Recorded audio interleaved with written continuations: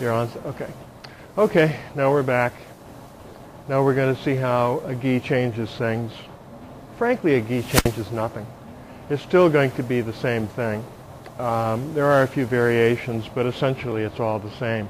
We're either doing S-arms or we're doing arm bars, and you'll have to see how this works. So, again, we're going to start off of the sleeve near the wrist, and here's how this works. There's the grab at the sleeve. He starts to pull. He's sort of twisting his hand in as he pulls me. And what I'm going to do is come over the top. Notice these two fingers? I'm going to hook his thumb. And I'm going to come in. I'm going to step back. And down he goes. If he's going to grab higher on the sleeve, in other words, he's not going for skin on skin. He's grabbing here. Again, nothing much changes. He grabs, I trap it, I step over the speed bump, and I'm giving his arm a twist, and he goes. If he's going to take me high, even no matter what I'm wearing, it's very hard to get hold of the cloth, very hard to take hold of the material. So nothing much really changes here. If he's taking me high, and go ahead, he can't possibly hold on to much. There's very little to hold on to. So when I come up, he pops right off. I will do the same thing that I did last time. If he's pulling me, again, I'm going to put him to the ground, and I want you to notice that these two fingers are sort of under the blade of his hand. That helps me to give a twist.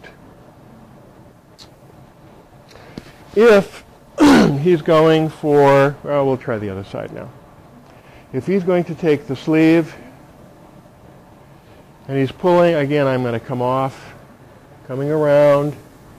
Notice what I'm doing here. I've got that knuckle of the index finger, and essentially I'm putting him down. If he's going to take the sleeve of the cross at the bicep,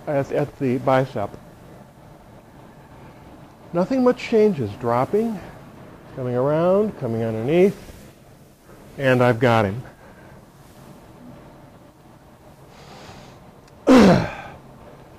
Even if he's taking me crosshand at the shoulder, crosshand, nothing much changes. What am I doing? I'm reaching across to cover. I'm turning into him, and I'm putting on my armbar or my S-arm. And again, it's not predictable which one he's going to use, but it doesn't really matter. Once I've covered, I've either got an armbar or I've got an S. Let's now move on to the lapel. It can be one hand or two hands at the lapel. So many people have watched hockey, and their image of a fight is you grab the jersey and you just punch his lights out. And that's a fairly common event when you see people fighting. One person will grab the other, and if in fact he's going to grab me at the lapel, what I'm going to do is I'm going to grab his hand, and I want to get a little bit of a turn to it. I am most concerned about getting hit, because as soon as he grabs me, I got to get out of the way. I know that punch is coming. So what I'm going to do is I'm going to slide across, drop your weight. I'm going to swing around. I've got him trapped in such a way that not only can he not punch me, can't do much of anything, but I'm about ready to step him back and put him to the ground. The biggest thing is you've got to get out of the way. If somebody grabs you, they are getting ready to hit you, and it's going to happen very quick. So that's what you want to do. Nothing changes when he grabs me with two hands. Again, you're going to get out of the way. Here, two hands. Here he comes. I'm going to get out of the way, drop. Now, the only thing that's different is they won't spin as much. And what will frequently happen is I'll have to put my hand on the inside of his knee and step back to trip him to the ground.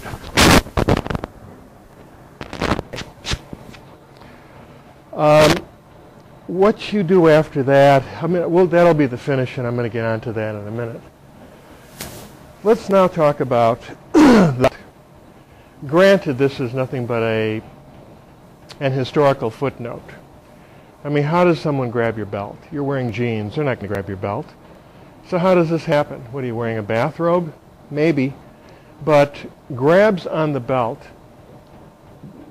essentially there are two techniques in the short course. Palm up and palm down. So let's take palm up first. He grabs me, and his palm is up.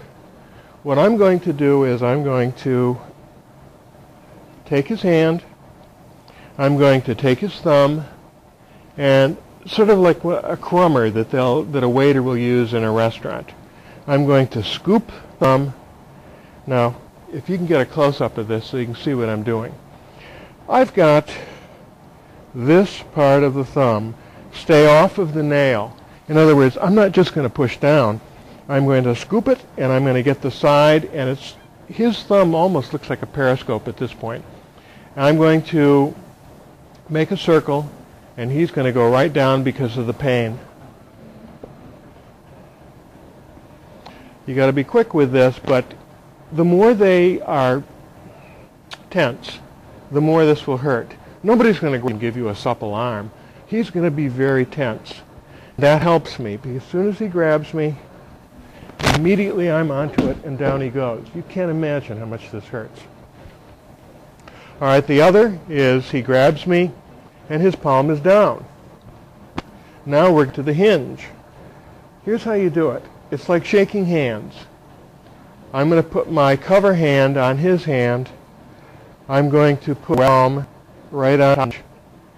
I'm going to lift up, and I'm going to come down. Let's change directions so you can see the other side. And again, for those of you that have never seen a hinge and you don't know what it feels like, major pain. So he grabs me. I don't care if he's pulling or pushing. It's not going to make a bit of difference. I shake hands. I put the web of the palm, raise up, so that I, in effect, twist up, push down.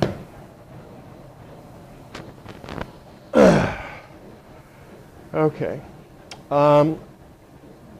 We're about to get into the finish, but just a couple things that I wanted to point out. Occasionally you'll be grabbed from the back. There is only one recommended technique for Hapkido, for the short course. It is, if he's going to grab me from the back, or a bear hug, whatever. No matter what it is that he's doing, I've got to step in back of him. And as I do, I'm going to throw him to the ground. Now, it doesn't really matter what the grab is. Bear hug, he's choking me, he's got the back of my lapel, whatever he's doing, I'm going to do the same thing every time. Now, let's go into the finish. Now, this can occur in many different ways, but essentially, let's start from a cross hand. I'm going to come in, I want to do my arm bar, he already bends his hand. I will swing around, I'm going to put him to the ground. Okay, here we go into the finish. I want to put a knee on his floating rib, a knee on his head. I'm going to bend him down. I'm going to give it a twist, and I'm going to pull up. And as I pull up, we've got a break. Let me show you this from one other position as well. Let's say that, here, I'm going to put him to the ground with what's commonly called a two-finger takedown. It's this. So let's put him down. Once somebody is down, look, he's almost got two shoulders on the mat. I don't want him to be that way. I actually want him to be up this way. That's to my advantage. If he's going to have two shoulder blades on the ground, what he's going to do, he'll end up spinning on me and trying to put me into his guard. I don't want to go there. So I'm going to put my fingers on the top of his hand. I'm going to bend him down. I'm up to compress his wrist. Whoa, that feels good. So he comes up. I happen to be on his right side, but it doesn't really matter. Right side, left side, you always go toward the head. Up, down. I now have the position I want. I pull up, and it hurts. Immediately it's a break. And what am I doing here? You're going to snap it like you're trying to start a lawnmower. It's that quick snap that will break. Stand up. We're getting to the end of this, so